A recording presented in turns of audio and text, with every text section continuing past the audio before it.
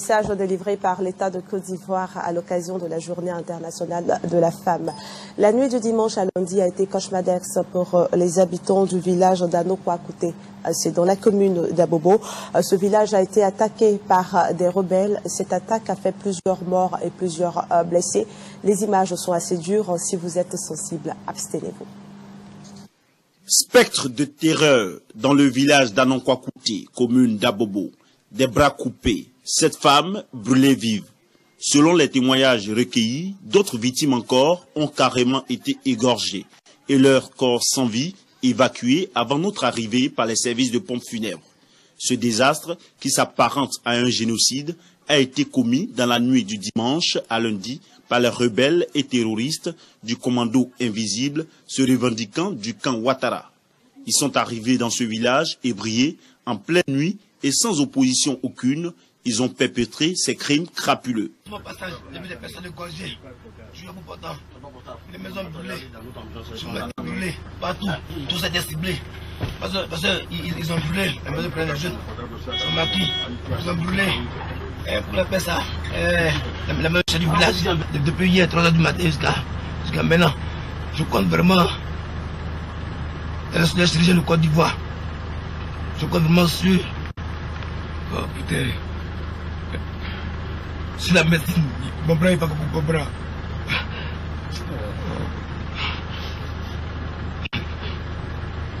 Ils ont commencé à casser les portes. Et ils disent qu'ils sont venus chercher les arbres. Ils nous ont fait sortir. Parce qu'ils étaient sortis. Ils ont cassé tous nos portes. On est sortis. Et ils m'ont demandé. Et où sont cassés les arbres? Je dis, je ne connais pas où sont cassés les arbres. Donc, à ce moment, ils m'ont fait coucher, ils m'ont déshabillé, ils m'ont fait coucher à terre. Donc, il y a un qui a tiré une balle. Une balle là. Il a tiré une balle qui a dit 12 canons sciés. Bon, ceux-là, ils ont piqué le couteau, un long couteau, ils ont piqué, traversé, piqué à terre. Donc il me dit, tant que je ne les montre pas là où se trouvent les fusils, ils vont me tuer.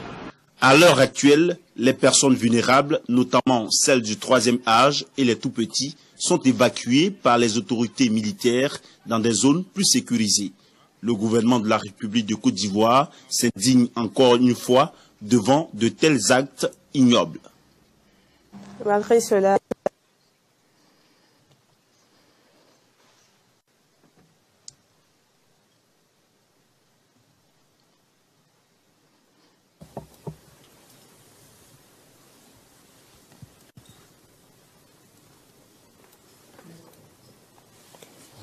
Ok.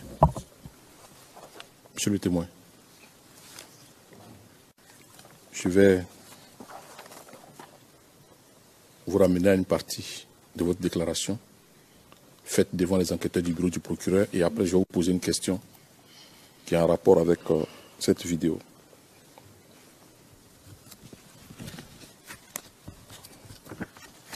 Déclaration donc devant les enquêteurs du bureau du procureur. CIV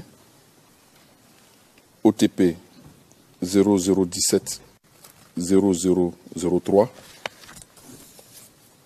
page 0021 paragraphe 98 et je vous cite. Le 28 mars, nous sommes retournés dans un camp de personnes installées dans une église de Cocody. J'ai parlé avec une musulmane qui venait d'Abobo et dont le mari avait été blessé par balle. S'était vidé de son sang et était mort dans ses bras, étant donné qu'aucune clinique n'était ouverte pour lui dispenser des soins. Fin de citation.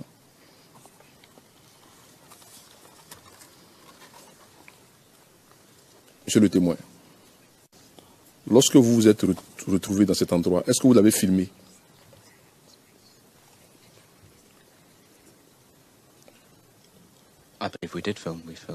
Je crois que oui, que nous avons tourné les interviews à laquelle je fais référence En tout cas, celle-là, je m'en souviens, une femme avec son jeune fils qui me racontait la mort de son mari.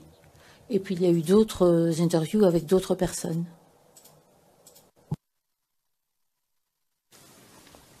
Un instant, s'il vous plaît.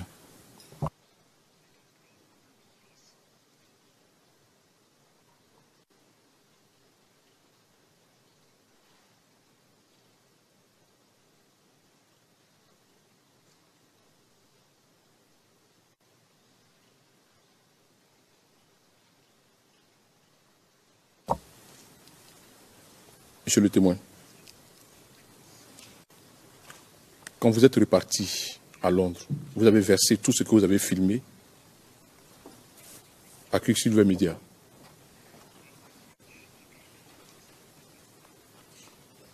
Yes. Oui. La demande faite par le bureau du procureur à cette société, ils nous ont communiqué des roches. Nous les avons analysées et nous ne retrouvons pas, sauf si peut-être le bureau du procureur peut m'indiquer ce point, mais sauf omission de notre part, nous n'avons pas la référence de ce film qui se rapporte à votre visite dans une église à Cocody. C'est pour ça que je vous ai posé la question. Si vous avez versé cet élément à Quicksilver Media et si vous avez filmé.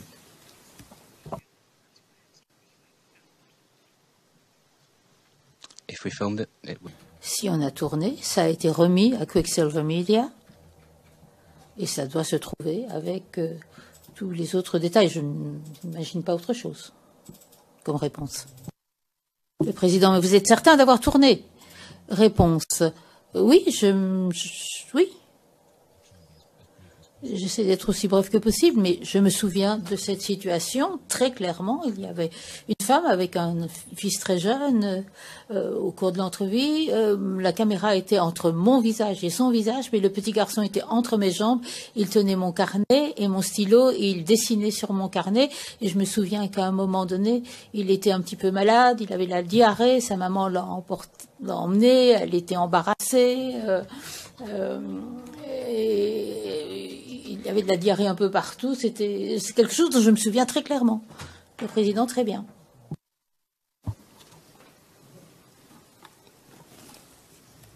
Maître Ndri, je ne peux pas vous aider plus que ça. Monsieur le Président, nous en tirerons donc des conclusions. Monsieur le témoin, lors de cette visite, ces personnes qui se trouvaient dans cette église ne vous ont jamais parlé de ce village ébrié qui avait fait l'objet de massacres à Abobo?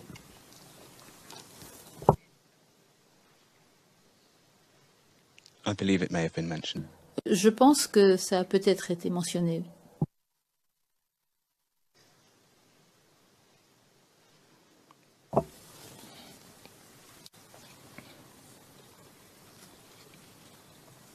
Dans votre compte rendu à l'opinion publique britannique, vous avez montré cet élément?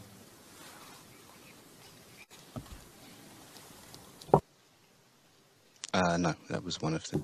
Non. Ça fait partie des très nombreux éléments qui n'ont pas été intégrés à la dernière version du film.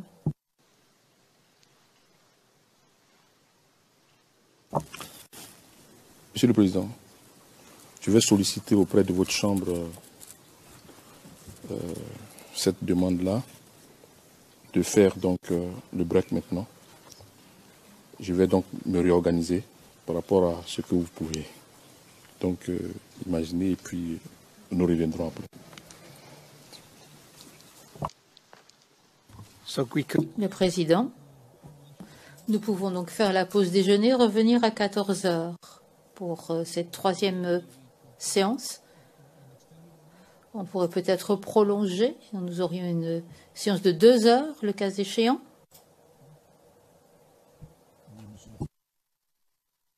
je pense, tenir dans le temps. Nous allons nous organiser pour.